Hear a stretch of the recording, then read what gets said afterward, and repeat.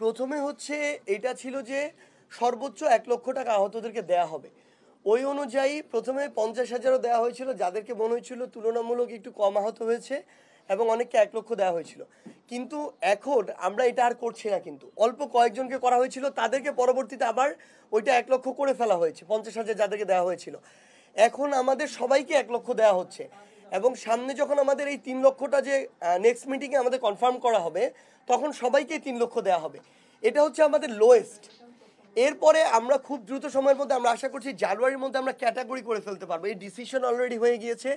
ভাই, আমাদের আহতদের মধ্যে এমন অনেকেই রয়েছে যাদের মাথা ফেটেছিল, মাথায় 7টা সেলাই লেগেছিল, তারা মনে করেন 15 দিন বা 1 মাসের মধ্যে ভালো হয়ে গেছে, সুস্থ হয়ে গেছে। কিন্তু আমার পাশে এমন অনেক ভাই বসে থাকে যে সারা জীবনের জন্য হাত এবং পা হারিয়েছে।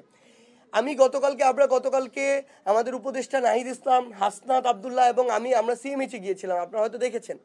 সেখানে আমরা গিয়ে দেখেছি যে এমন অনেকেই এখনো আছে যারা ওখানে প্যারালাইজড, কিংবা মাথার খুলি তার খুলে রাখা হয়েছে, তার পাকস্থলী এখনো মানে যেভাবে আমাদের খাদ্য যেটি পরিপাক করে এটি এখনো করতে পারছে না, আলাদাভাবে করা হচ্ছে অপারেশনের মাধ্যমে।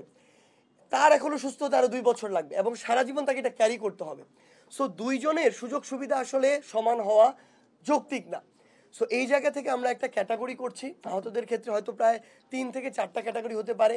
কাউকে আমরা হয়তো এই 3 লক্ষ টাকার ফান্ডটায় দিলেই তাদের জন্য যথেষ্ট হবে, কাউকে হয়তো আমার এটা 1 বছর ক্যারি করতে হবে, কাউকে হয়তো একটা সম্মানী সারা জীবন ক্যারি করতে হবে, কারো হয়তো একটা একদম কর্মসংস্থান সারা জীবনের জন্য লাগবে।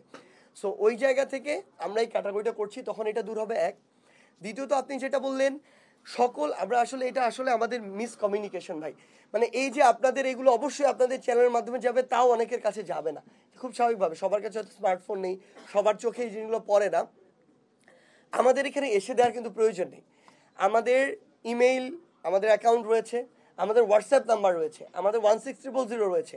16000-তে সবাই পায় না, এটা ট্রু। কারণ এখানে আমাদের এখন 6 জন রয়েছে সম্ভবত কল সেন্টারে, যারা কল রিসিভ করে। আমাদের 2 জন শহীদদের নিয়ে অলওয়েজ ডিল করে, বাকি 4 জন আহত। এখন আমার আহত তো অলরেডি প্রায় 11,000। সো 2টা নাম্বারে তাদের অলওয়েজ, বা 4টা নাম্বারে পাওয়া টাফ হয়ে যায়।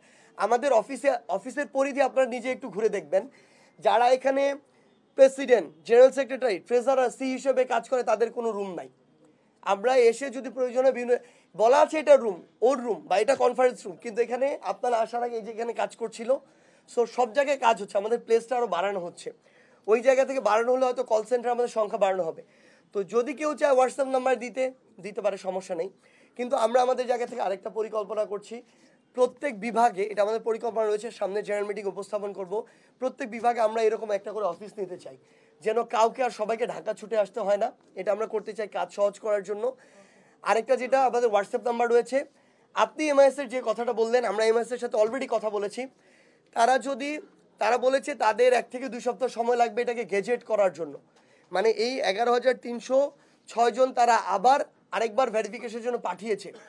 এই শর্তে যে তারা গ্যাজেট করবে, তাদেরকে একদম পুঙ্খানুপুঙ্খ তথ্য দিতে হবে। তারা যদি গ্যাজেট করে আমাদেরকে 11,306 জন দেয়, তখন তো আমাদের এটার উপর নির্ভর করতে হচ্ছে না, কারণ সেটার দায়িত্ব সরকার নিজে নিয়ে নিচ্ছে। তখন আমরা ইজিলি ডিসপার্স করতে পারবো। সো আমরা তাদেরকে অলরেডি এই প্রস্তাব দিয়েছি যে আমরা আমাদের জায়গা থেকে কীভাবে সহযোগিতা করতে পারি। আমাদের অলরেডি একটা মিটিং হয়েছে 2 দিন আগে, এই সপ্তাহে একটা আছে।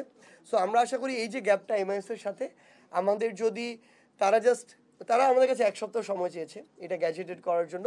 সো এটা করলে আমাদের মনে হয় এই দূরত্বটা আর থাকবে না।